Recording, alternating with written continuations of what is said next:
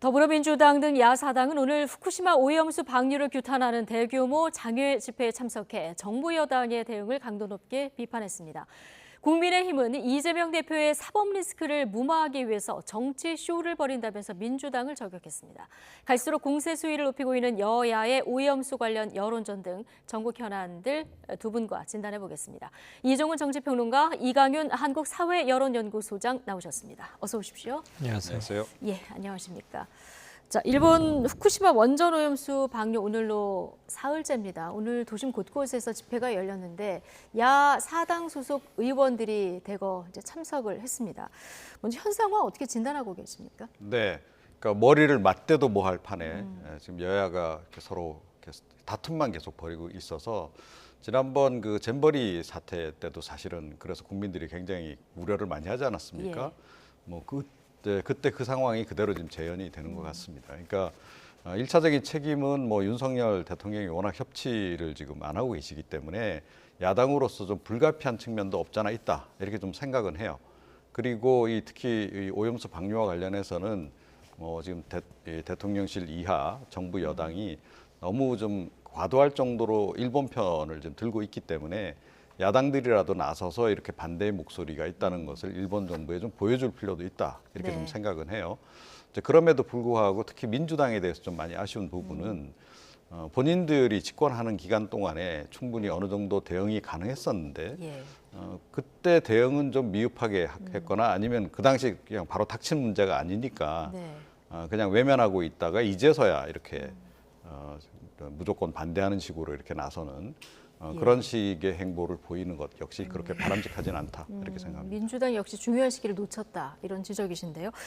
오늘 뭐 일본에서 첫 물고기 조사했는데 삼중 수소는 발견되지 않았다 이런 뭐 보도도 있었습니다만은 자 우리 시민들 오늘 집회에 나선 시민들 목소리를 들어보면 특히 불안해하시는 분이 이게 일회성으로 끝나는 게 아니라 30년 이상 지속적으로 방출이 되는 이런 부분에 특히 좀 불안해하시는 것 같거든요. 맞습니다. 바로 그 대목이라고 저도 밑줄 그으면서 동의가 되는데요. 몇 번 이럴 게 아니고 최소한 30년이지 않습니까? 그리고 지금 나오는 얘기 들어보니까 일단 한 10리터를 버리면 한 0.5 내지 0.8리터가 다시 생긴다는 거예요. 뭐 자연수도 있을 거고 뭐 비나 이슬 이렇게 해서 생기는 게. 그래서 예정됐던 기간보다 더 늘어날 수도 있다는 건데 설령 예정대로 30년 만에 이게 다 배출이 된다고 해도 30년을 매일같이 이렇게 할 수는 없는 거 아니겠어요? 저는 여기에 두 가지가 함께 고약하게 걸려 있다고 생각을 해요. 하나는 방사능 물질이라는 것. 우리가 뭐 굳이 말을 덧붙이지 않아도 이것의 위험성은 다 아는 것이고 둘째는 그게 일본에서 배출이 된다는 이 두 가지잖아요. 과학자들은 지리적 근접성은 2시간 정도밖에 안 되지만 해류의 움직임을 따르면 우리는 몇 년이 있어야 한반도에 오는 것이니까. 대략 4년에서 5년 정도 걸려야 이런 온다. 것들이 국민들 개개인에게 마음속 깊이 아직은 다가가고 있지 않는 것 같아요.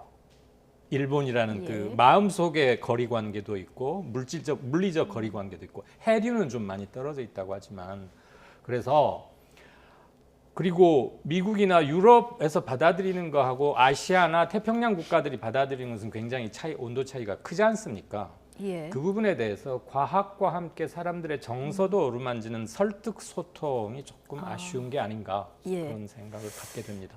과학적으로 설령 문제가 없다 하더라도 정서까지도 지금 좀 살펴봐야 된다는 말씀이신데요. 어쨌든 다음 달 정기국회에서도 이 문제가 최대 쟁점이 될 것 같고요. 자, 오늘도 여야는 거친 공방을 주고받았습니다. 대변인 발언 차례로 듣고 오시죠. 민주당에게 국민과 수산업계의 불안은 뒷전. 오직 이 대표 방어를 위해 국회문을 걸어 잠그고 거짓으로 점철된 선전선동과 정치 공세에 사력을 다하고 있습니다. 오염수로 인해 발생한 피해는 오롯이 우리 국민이 부담하고 처리수로 용어 변경까지 고려하면서 일본 오염수 방류에는 찬성하지 않는다는 것입니까? 어불성설입니다. 네. 일단 야당은 우리 정부가 일본의 오염수 투기를 용인했다 혹은 뭐 동조했다라고까지 얘기하면서 정부 대응이 부적절했다 지적을 하고 있는데 그러면서 어떤 얘기를 하냐면 우리 대통령이 일본의 피해 배상 책임을 명확하게 물으라 이렇게 요구를 하고 있는데 이게 현실적인 대안이 될 수 있습니까? 이제 뭐 구상권 얘기까지 이제 네. 나오고 하던데 뭐 고려해 볼 수는 있겠죠. 그 향후에 뭐 필요하다면 협의도 좀 진행할 필요는 있다라고 저는 생각을 해요. 근데 이런 얘기들이 왜 이제 나오냐는 얘기죠. 예. 그러니까 조금 전에 말씀드렸듯이 민주당이 집권하고 있는 5년 기간 동안에 일본이 언젠간 방류할 거다라는 거 다 알고 있었고, 그리고 그와 관련해서 그 문재인 정권에서 외교부 장관들이 공식적인 발언들도 계속 했어요. 기본적으로 IAEA 검증 시스템에서 문제 없다고 하면 문제 없다고 봐야 되지 않겠냐는 얘기도 했고, 그 다음에 이 방류 부분은 일본의 뭐 주권에 해당한다는 얘기도 했었단 말이에요. 자, 그런데 이번에 이제 방류가 현실화되니까 뭐 이 지금 IAEA에 우리가 분담금을 일본 정부가 훨씬 더 많이 내기 때문에 일본 정부의 영향력, 입김이 굉장히 강하게 작용하고 있다는 뭐 이딴 얘기를 한단 말이에요. 예. 그럼 그 당시에 IAEA에 우리 국가 부담금을 좀 더 늘려서 더 외교적으로 더 영향력을 발휘를 해서 IAEA가 우리의 입장을 좀 더 반영하도록 노력했을 수도 있는 거잖아요. 근데 그런 것들 안 했다는 거죠. 그리고 와서 이제 와서야 이제 이런 얘기를 하는 거고, 그리고 이 부분 관련해서 뭐 조금 전에 말씀드렸듯이 지금 정부 여당도 책임은 상당히 있다라고 좀 봅니다. 기본적으로 협치가 안 되니까 대화가 잘 안 되는 거죠. 그럼에도 불구하고 국가 중대 사안이라 그러면 어찌 됐건 제1야당도 좀 더 적극적으로 협의를 진행을 했어야 된다. 구체적인 여러 가지 대안들을 놓고. 예. 근데 그런 거는 별로 안 하고 사실은 좀 너무 이 정치적인 이슈로 활용하려고 하는 그런 부분이 엿보이는 것 역시 이건 사실이다라고 저는 생각을 하고요. 예. 근데 그런 부분을 이제 고려하더라도 1차적으로는 정부 여당이 제가 보건대는 여론 대응전도 조금 미흡하고 예. 또 야당과 관련한 부분에서도 너무 이 내년 총선을 의식해서 그런 것 같긴 한데 너무 대결지향적으로만 자꾸 접근을 하는 것 같아요. 그래서 국회에서 이게 제대로 논의조차가 안 된다는 것이 지금 굉장히 비극적인 상황이 아닌가 이렇게 생각합니다. 예. 앞서 이강윤 소장님께서 정서도 좀 어루만져야 된다라는 말씀을 해주셨는데요. 지금부터 정부 여당이 가장 주안점을 둬야 될 부분은 어떤 부분이라고 보십니까?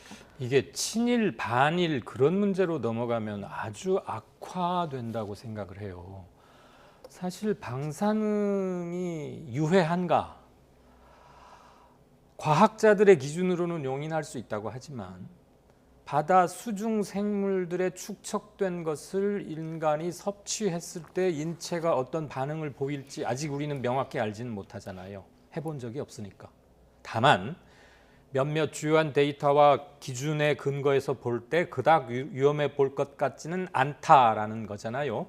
그것들이 명확하게 체감할 수 있는 수치나 데이터로 축적이 돼가면서 확인할 때까지는 의구심을 버릴 수 없을 것이고, 이 과정에서 왜 우리가 막연한 위험에 이렇게 무방비 상태처럼 노출되어야 하느냐라는 사람들의 불만을 잠재우려면 몇 베크롤, 몇 데시리, 뭐 밀리그램 뭐 이런 것도 굉장히 중요하지만 우리 산불 보도할 때 15헥타르가 탔다 그러면 얼만큼인지 사실 잘 모르잖아요. 근데 뭐 축구장 몇 개, 여의도만한 면적 뭐 이렇게 말하면 조금 감이 오는데 전문가들에게는 매우 익숙한 것일지라도 사람들의 일상생활의 언어나 비유 같은 걸 통해서 다독이려는 그런 노력이 필요하다는 것이고, 둘째는 우리가 일본을 역성 들고 있지 않다라는 확고한 인식을 심어주는 게 굉장히 중요할 것 같아요. 예. 근데 지금 그런 쪽에서의 설득 소통에는 조금 미흡한 게 아닌가. 예. 그러니까 많은 분들이 온갖 군데에서 제공되는 정보 사이에서 혼란을 좀 일으키고 어느 걸 더 비중으로서 맞게 여겨야 하지? 그런데 왜 우리는 책임 있는 사람들로부터 이론 쪽에 간곡한 소통 같은 걸 얘기를 못 듣고 받아쓰기 불러주는 것처럼 일방적으로 이렇게 주입식으로 듣기만 해야 하나, 그런 서운함도 좀 있는 것 같고요. 예를 들면 뭐 안전하다는 그런 어떤 영상 같은 것은 굳이 만들 필요 없다 이렇게 보시는 거군요. 거기 우리 돈도 제법 들어갔다면서요. 예. 그러니까 오해받기 딱 좋았죠. 그리고 내년 선거와 현재의 여야 관계 때문에 맞물려 있겠지만 이게 그냥 곧바로 휘발성 강한 싸움 문제로 바뀌어버린 지 오래거든요. 그래서는 안 되지 않습니까? 팩트를 좀 우선 간추리자, 그런 생각이 듭니다. 예, 알겠습니다.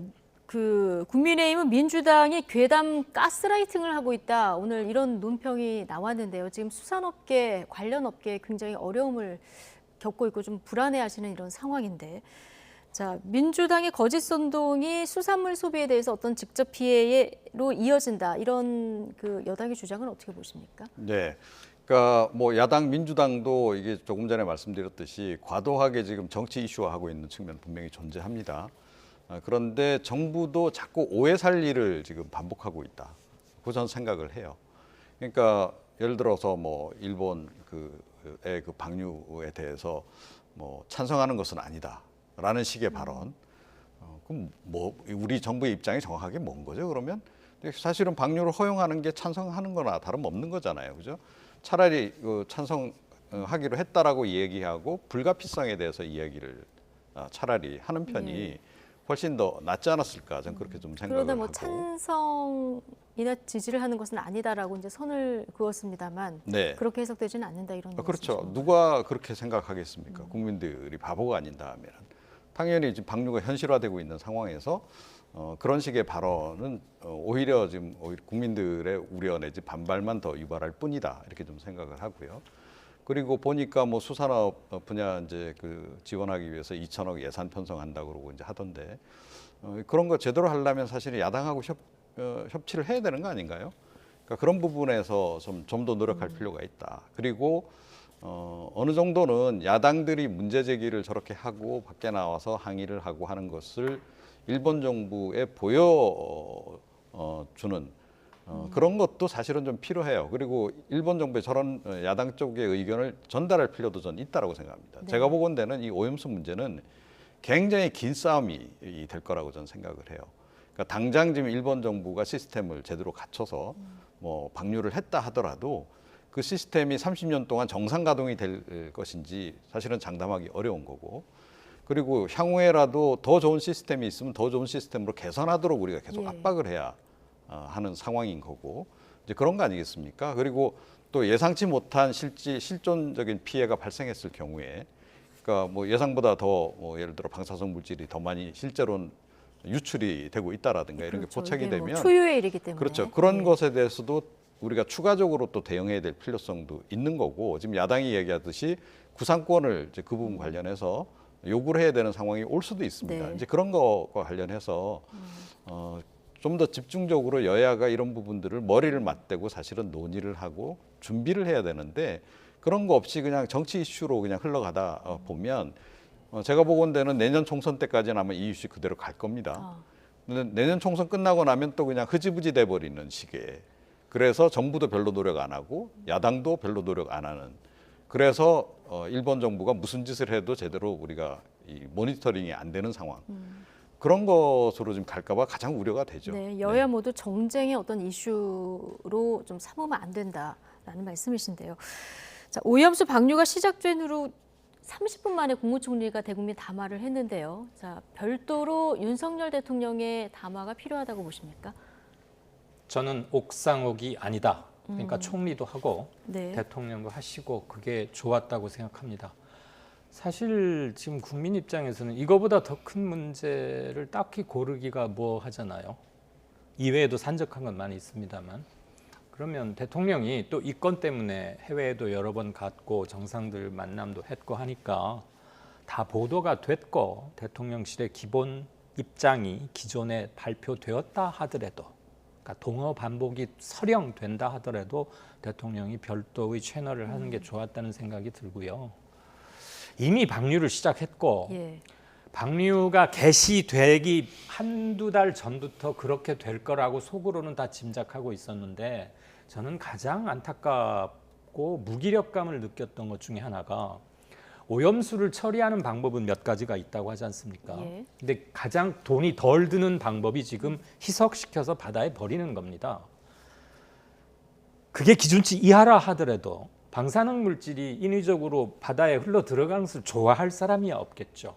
그건 상식 아니겠어요? 그렇다고 하면 세계에 영향력을 행사할 수 있는 나라나 국제기구 등을 통해서 그리고 국가 간의 연대를 통해서 꼭 바다에 버리는 가장 값싸고 손쉬운 방법으로 일본이 하려고 할 게 아니고 국제적 연대와 압력을 통해서 뭐 증발을 시키거나 고체화를 시키거나 돈을 좀 들이더라도 예. 그렇게 해서 안전하게 너희들 영토 내에서 해결을 해라라고 압력을 좀 더 행사했어야 되는 게 아닌가. 물론 최종적으로 일본이 이건 주권 사항이고 이건 우리 마음대로 할 수 있는 권리가 있다고 해서 바다에 버리는 것을 가서 물리적으로 막을 수는 없었을 거예요.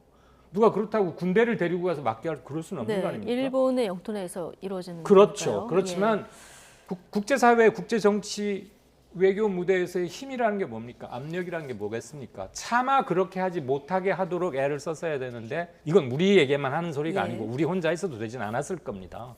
그런 점은 참 못내 아쉽다. 그런데 이미 시작이 됐으니 네. 앞으로라도 명백하고도 좀 더 근접성 있는 그리고 조금이라도 강제력이거나 또는 이의가 생겼을 때 일시적으로 멈추게라도 할 수 있는 그런 것들이라도 좀 확보가 되어야 되겠다. 예.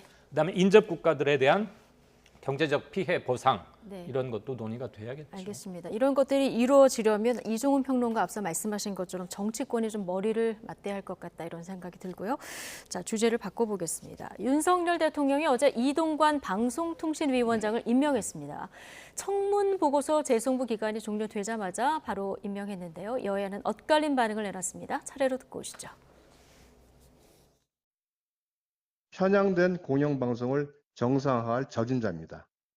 흔들림 없이 국민께서 부여한 임무를 신속하게 수행해야 할 것입니다. 합의제 기관 방통위를 엉망으로 만들고 방송시장을 망가뜨린 정권으로 역사가 기록할 것임을 분명히 경고합니다. 네. 여당은 방송 정상화의 적임자다 이렇게 보고 있고요. 야당에서는 방송 장악을 우려하는 목소리가 이렇게 나오고 있는 상황인데요. 민주당은 지금 제기됐던 여러 가지 의혹들이 하나도 해소된 게 없다 이러면서 지금 단독으로 보고서를 독자적으로 만들었거든요. 이거 좀 이례적인 거죠. 극히 이례적이죠. 네. 단독 보고서라는 게 법적인 기속력도 없고요. 그렇지만 이대로 그냥 임명이 강행되는 것에 대해서 무기력하게 있을 수는 없다. 아마 그런 입장인 것 같아요. 저는 몇 년 전에 YTN 스튜디오라고 기억이 되는데 그때도 지금 좀 반대지만 본질은 예. 같은 일이 네. 벌어졌었어요. 그때 그 말씀을 드렸던 기억이 생생합니다. 저는 네. 정권이 바뀔 때마다 거의 지금 되풀이되고 있어요. 노무현 정부에서 이명박 정부로 넘어와서 한번 이런 게 있었고 그래서 종편이라고 하는 게 많이 생겼죠. 예. 보도 전문 채널 말고. 그리고 문재인 정부로 바뀌어서 또 비슷한 일이 있었고 이제 다시 또 그래요. 그럼 몇 년 주기로 또는 성격을 극단적으로 달리하는 두 정당이 정권을 주거니 받거니 할 때마다 항상 이래야 되는가. 우리가 정당 간의 정권이 교대되는 것은 민주주의 선거에서 항용 있을 수 있는 거라고 배우고 생각하고 있잖아요. 예. 그런데 그때마다 이렇게 해서 언론과 정치 권력 사이의 몸살을 알아야 한다면 모두에게 엄청난 손해라는 것은 명백하지요. 그리고 그 패턴이 똑같아요. 뭔가 달라지고 새로운 것을 향해 가는 그 과정의 진통이 아니라 예전의 것을 어떻게 복귀하고 어떻게 해석하느냐에 따라서 똑같은 일이 반복된다는 것이죠. 그러면 우리가 여기서 생산성을 기대할 수는 없지 않습니까? 예.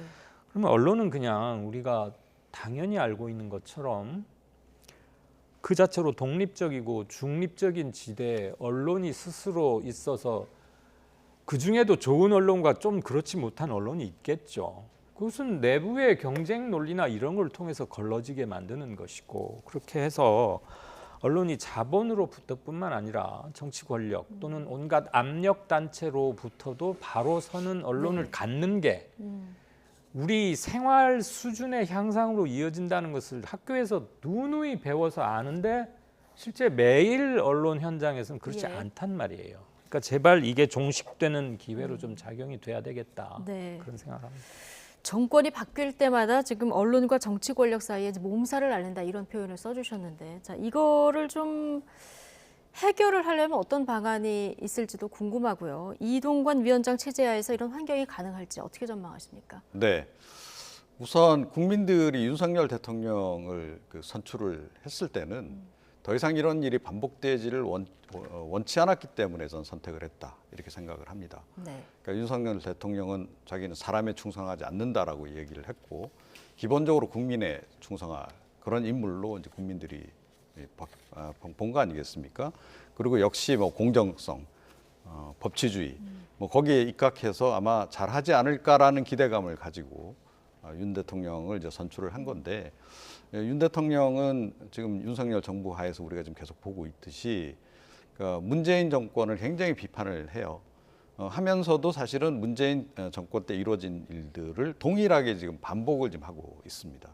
이번 이제 이동관 위원장 임명도 뭐 전형적인 어떻게 보면 그 문재인 정권 때보다 더한 이제 그런 거죠. 그럴 수밖에 없는 게 이 이동관 위원장 자체가 이미 논란이 많이 됐던 인물이잖아요.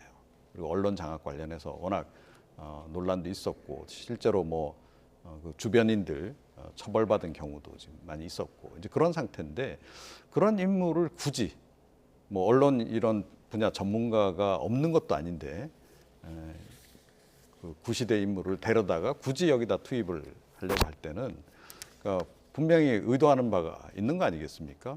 본인이 기대하는 바가 있는 것이고 그게 뭐냐? 뭐 아무리 생각을 해봐도 언론을 장악하겠다는 것 이상의 무엇이 떠오르질 않는다는 거예요. 그리고 지금 이동관 위원장이 내정자 시절에 계속 한 발언을 보더라도 그렇고 뭐 지향성은 분명한 것 같아요.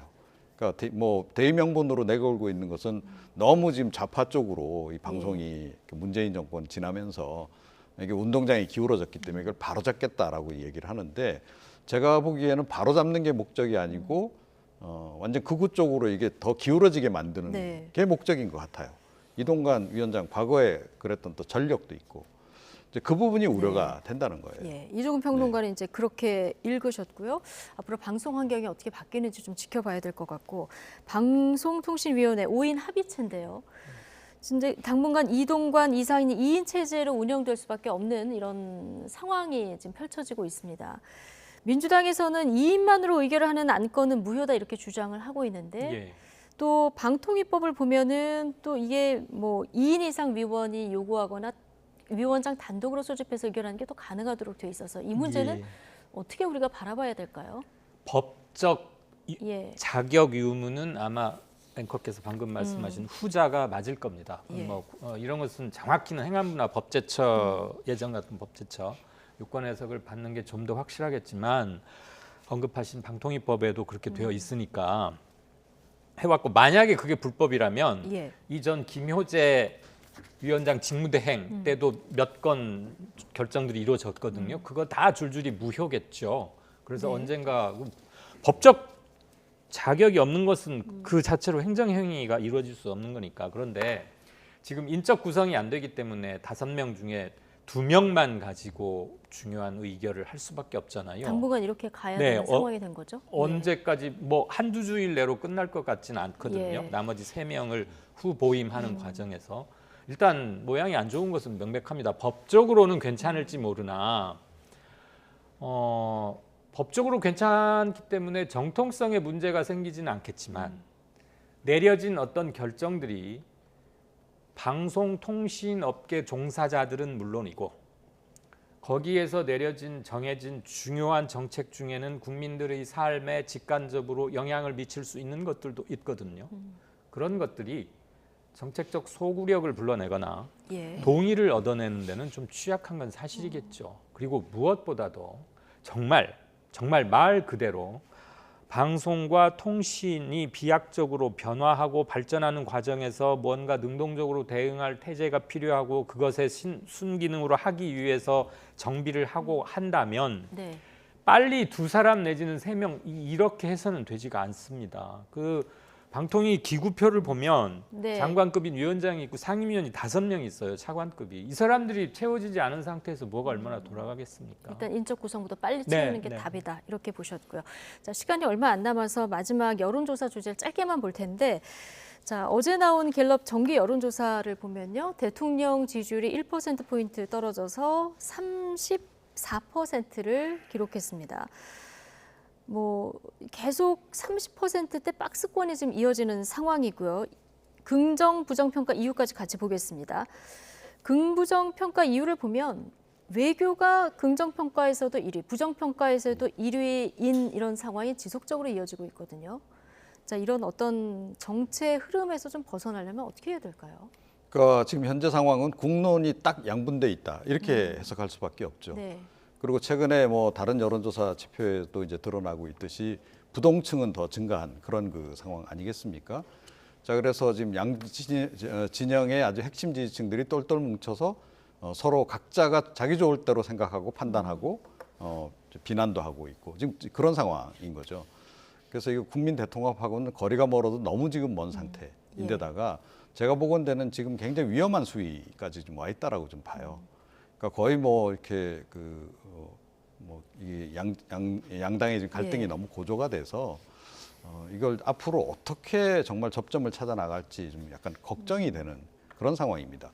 총선 끝나고 나서 그 상황이 과연 바뀔지도 잘 모르겠고 예. 좀 그런데 윤석열 대통령 최근 지지율 흐름을 보게 되면 사실은 뭐 다 오차 범위 내에서 왔다 갔다 하기 때문에 큰 변화가 없어요. 그런데 아마 윤 대통령이나 대통령실은 이런 기대를 했을 겁니다. 이번에 한미일 정상회의 마치고 나면 이게 어쩌면 굉장히 변수가 돼서 국정수행 지지율이 오를 것이다라고 아마 판단을 내렸을 거예요. 그런데 오판이었다라는 게 다시 확인이 됐다라는 거예요. 그럼 그게 왜 그랬을까 네.